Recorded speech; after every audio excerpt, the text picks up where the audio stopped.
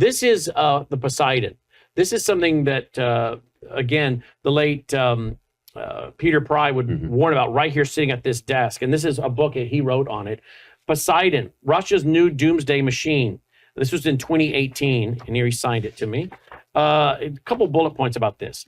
Russia's Poseidon. This is a nuclear super weapon. It's a artificial intelligence unmanned sub, now undergoing testing, and now it's out. We've seen that since then. Comprising an unmanned automated drone submarine that can travel intercontinental distances and defeat U.S. anti-submarine capabilities by speed, stealth, and elusiveness to deliver a 100 megaton warhead, by far the most powerful nuclear weapon in existence. And he said in 1961, Moscow tested a nuclear super weapon called TSAR, T-S-A-R, designed to yield 100 to 150 megaton and makes enormous amounts of radioactive fallout like Poseidon. Poseidon's advertised mission is to destroy U.S. coastal regions, ports, and aircraft carriers by detonating underwater to raise nuclear tsunamis and spread radioactive fallout. If Poseidon combines nuclear superweapons with artificial intelligence,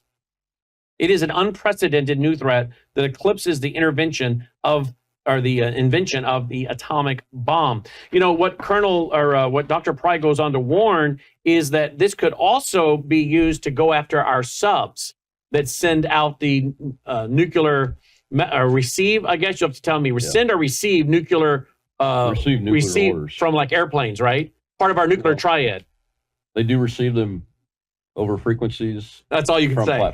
Right. Okay. So if they take those out with a massive detonation like this, with whether it damaged it from the explosion, the shock, or the EMP that's created, it could knock out these subs, part of our nuclear triad of receiving communications. That's the potential, but the biggest risk of that particular weapon is our ports and our maintenance facilities at those ports. You know, it's not a big secret where those are at. Norfolk, Virginia. Right. You know, Jacksonville, Florida, you know, up in the Northwest, in Washington State, San Francisco Bay. You know, if the thing could get into San Francisco Bay, think of all the damage it could do, not just the military ports, but civilian ports, airports, a whole city. You know, it's very, would be a traumatic event for one of those to hit each of our port facilities, where we rely on that infrastructure in order to cycle our aircraft carriers, our submarines through, because these are machines. They have to be maintained. Right. They can't be used 24/7, 365 for years on end without the proper maintenance cycling and repairs and those kinds of things. And if we lose, Pearl Harbor would be another one out in the Pacific. If we lose the capability to do that, then whether they're still active out at sea or not, if we don't have the capability to receive them and work on them and then redeploy them, then the war is going to be very short. Okay. The other thing that is, yes, you know, our nuclear missile submarines, when they go out, they're very hard to find. They're very hard to track. That's the beauty of that leg of the triad. Unlike ICBMs that are sitting in a static hole, that can be and by the way, hit and destroyed. The triad you've just touched on, and just so the audience understands, you're talking about the nuclear silos, nuclear submarines, the nuclear airplanes, missile silos, and bombers and aircraft that carry nuclear and can. So between your subs, your aircraft, and your silos, that makes your triad. That's your triad right there. So the great part about our nuclear submarines is they're very difficult to track, find and track. Which means they're very difficult to target.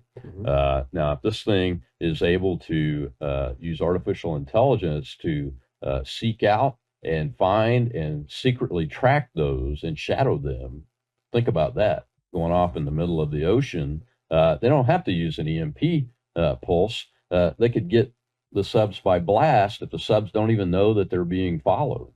And this 100 megaton weapon is close enough to where it would be destroyed. In fact, he said, Dr. Pry writes, a 100 megaton warhead detonated at 400 kilometers altitude above the ocean would cover an area of 2,200 kilometers in radius, a zone nearly as large as North America. And again, he's talking about if you were to use any of these systems to launch one up in the air. But then he goes on and talks about if you were to let it go under the water, as what you're talking about here, and what it would do, and the massive problem it would have.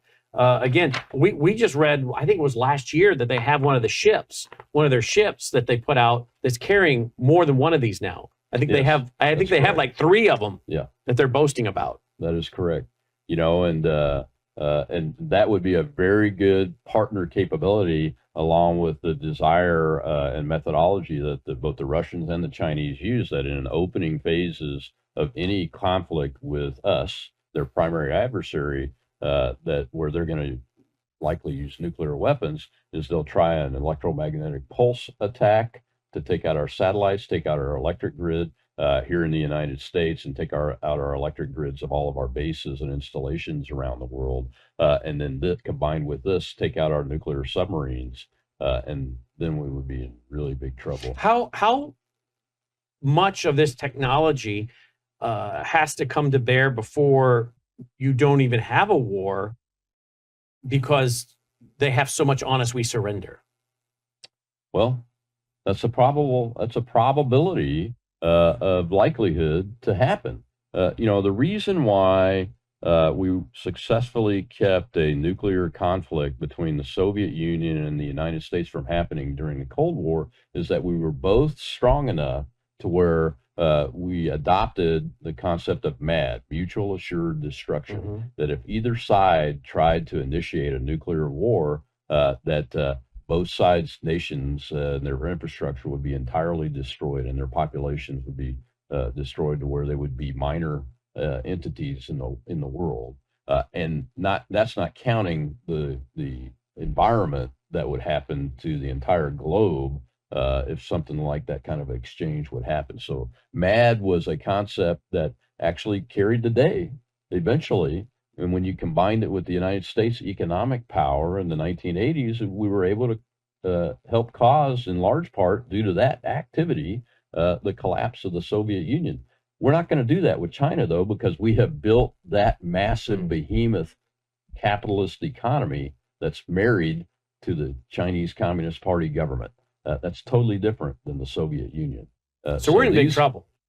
And it's of our own making. We're in big trouble, and it's of our own making, the United States making. And we brought our Western allies along with us.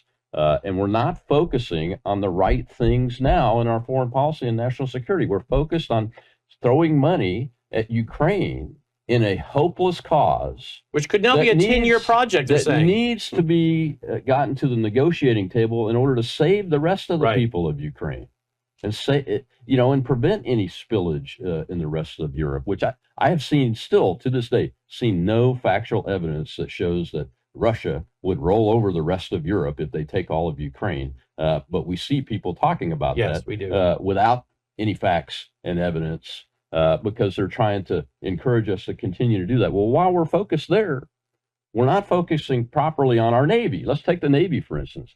Do you know that we don't have enough fast logistics ships in the merchant marine to adequately supply the Indo-Pacific war theater if we do go to war with the People's Republic of China over Taiwan? That is a Navy theater, a Navy area of operations, just like it was in World War II. That has not changed. And our Navy is smaller than the People's Liberation Army Navy today. They continue to outbuild them. Admiral Aquino just retired. He's the Pacific commander, the PACOM commander, Pacific Command commander. And he said in the last few years, they have built their Navy to over 400 ships. They've added thousands of intercontinental ballistic missile silos and missiles to their nuclear system that they didn't have before.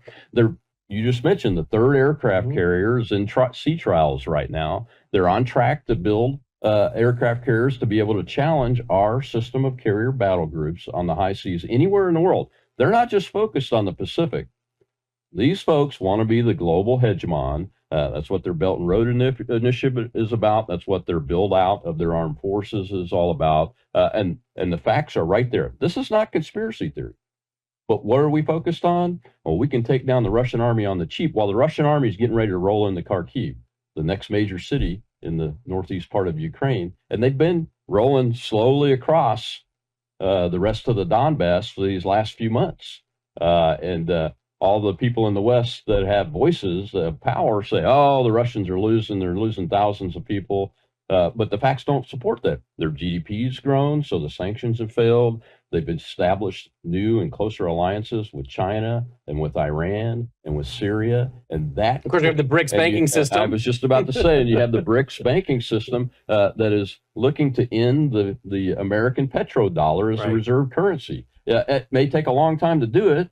We don't see it on the near horizon, but certainly that's a goal of that. As Putin has said, we are pushing back against this Western liberalism that we don't agree with. You know, and when I say Western liberalism, I'm talking about the queer theory and trans theory, forcing all that on their countries and everything. And if you think they're going to just sit down and let us do that, you're wrong. Yeah. He's showing that he's not going to do that. And the Chinese are in the same mode of thinking about that. So they're all working together as a team. And I think BRICS is what, at 42 nations now? Yeah, they've added Iran, United Arab Emirates, Saudi Arabia. I mean, they're growing, and people are asking to join. More countries are saying, hey, we want to join this. Because I think a lot of them see the handwriting on the wall for the American reserve currency of the dollar.